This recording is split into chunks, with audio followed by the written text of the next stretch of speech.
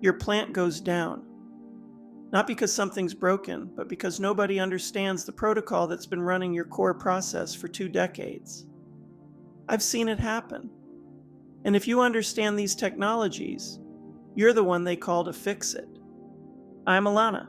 I've spent 35 plus years in industrial controls, and this video is about the protocols that are keeping plants running right now.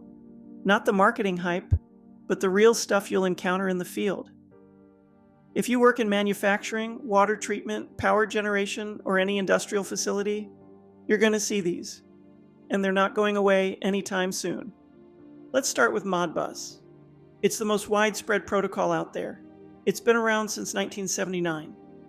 But here's the thing. Modbus comes in flavors.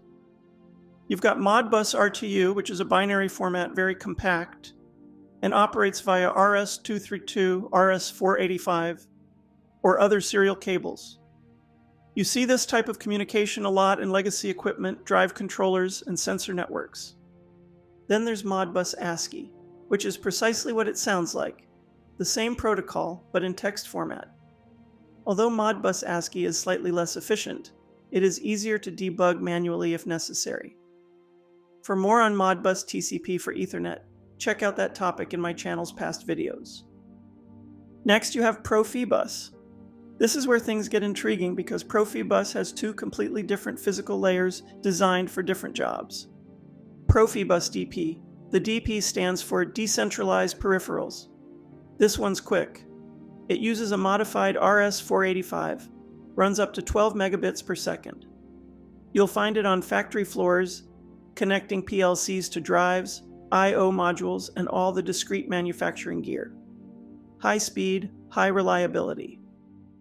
Then there's PROFIBUS PA, process automation. This one's slower, 31.25 kilobits, but it's designed for hazardous areas. It can send both data and power over the same cable. That's huge in process industries where you need intrinsic safety certification. Same network, entirely different use case. Next up is Foundation Fieldbus H1. This is what you use when you need distributed control, meaning the instruments themselves do the calculation, not just send raw data back to a central controller.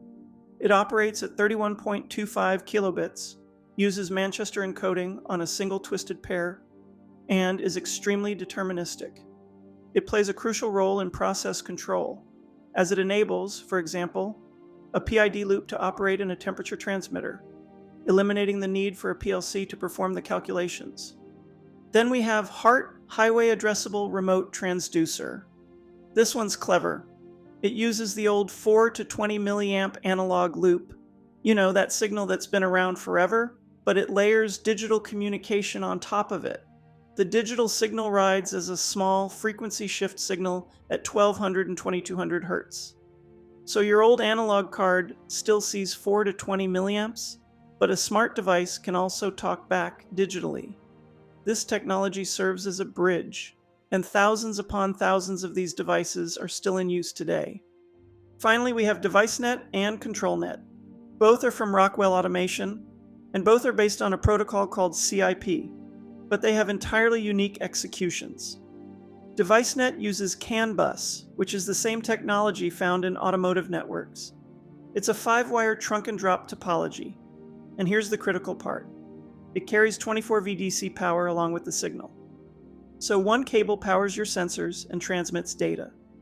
You see this arrangement a lot in compact automation and discrete control. ControlNet is the heavyweight of these two. It uses thick coax cable, runs at 5 megabits, and is extremely deterministic. While it is rare to find ControlNet in new installations, it is commonly used in older, high-reliability systems. Here's what you need to understand. Your plant likely uses multiple protocols instead of just one. It's hybrid. Your plant likely includes some legacy Modbus RTU in one section, and possibly HART transmitters on the analog side. That complexity? That's where the opportunity is.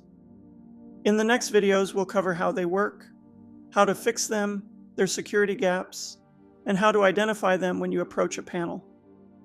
If you work in industrial controls or are learning this stuff, you need to know it.